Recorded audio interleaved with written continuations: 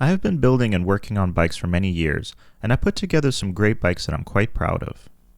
Some people may disagree with some of my decisions, but every choice has intention behind it, and the bikes I built for my own long-term use have suited my style of riding well. I learned a lot over the years of building and riding different types of bikes, so when I work on a new project, I have a vision in mind and the parts, tools, and skills necessary to execute that vision. This was not always the case. In the early days of my bike building journey, I was just kind of figuring things out, and some of my projects in those days were definitely not what I would describe as my finest work. Sometimes the bikes turned out fine, not unlike how I might have built them today. In other cases, I might have used whatever parts I had on hand that didn't fit the aesthetic of the bike but worked well enough. Those bikes may have been ugly but functionally acceptable. A select few bikes from those days, though, were much, much worse. Those bikes were truly abominations, and today I want to share a few of them with you to get a few laughs and show a few examples of what not to do.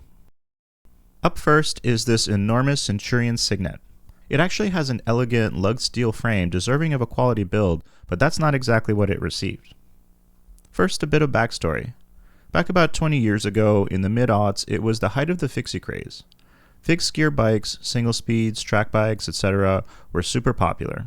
Before the bike industry caught on and flooded the market with dirt cheap, crappy, color-matchy fixed gear bikes, it was quite fashionable to take older road bikes and convert them to single speed.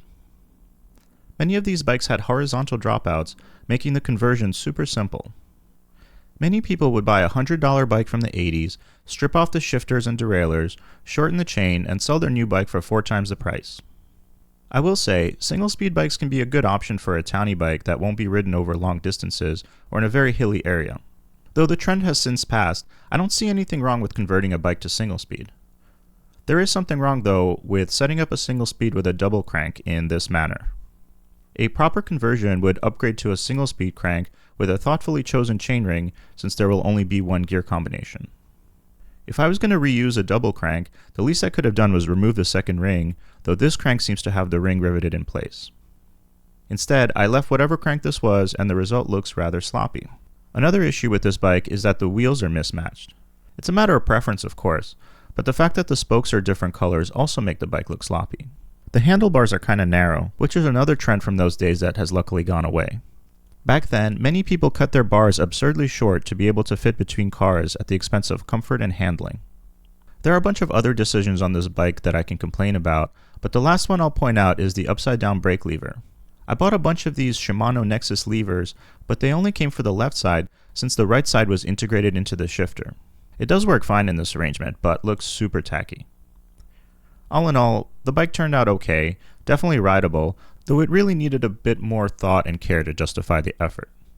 It's definitely not a total Frankenstein, but believe me, it'll get much worse. Up next is this mysterious bike called Lucky 7.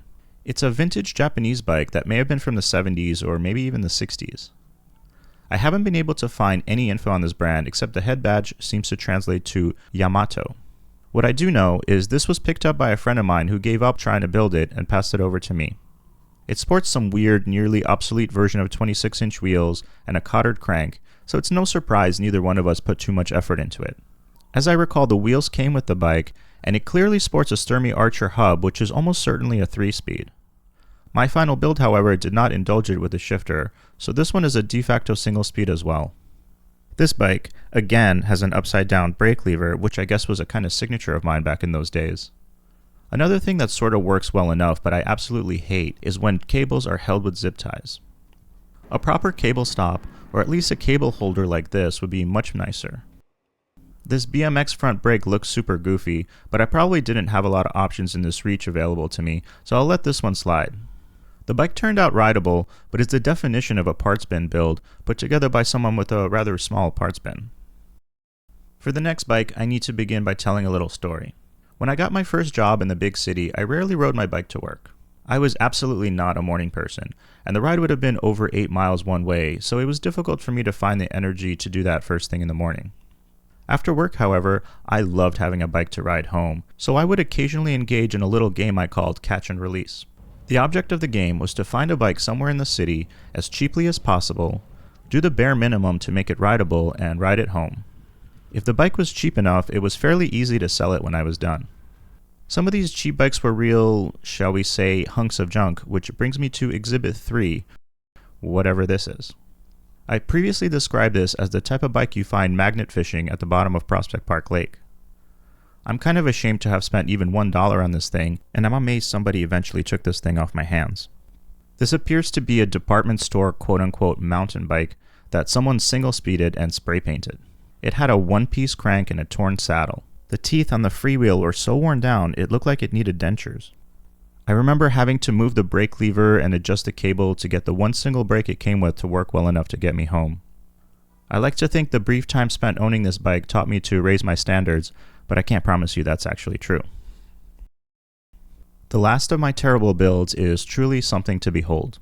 I hope you're sitting down before I reveal the bike I refer to as Black Single Speed Hybrid, which is a name that tries hard to mask the horror show that this bike was. Okay, without further ado, feast your eyes on this. This bike is a greatest hits of the worst ideas you can come up with and then some. Let's start with a cheap crappy fixie frame, shall we? But instead of using the fork it came with, I decided to use a cheap suspension fork. Add to that some 700C wheels, mismatched of course, and some super skinny road tires. Just in case you thought the suspension fork was going to help with comfort and handling, it will instantly be negated by the thinnest tires imaginable that will need to be pumped up rock hard to avoid instant pinch flats. But that's not all. I went with the narrowest bars I could find and paired them with itty-bitty grips. Amongst all this insanity, it feels a bit trivial to mention that the grips don't have end caps, but that's the state we're in with this one.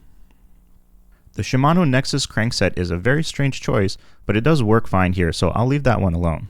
There is only one brake, a mini V-brake, and the cross lever I installed for it is remarkably not installed upside down.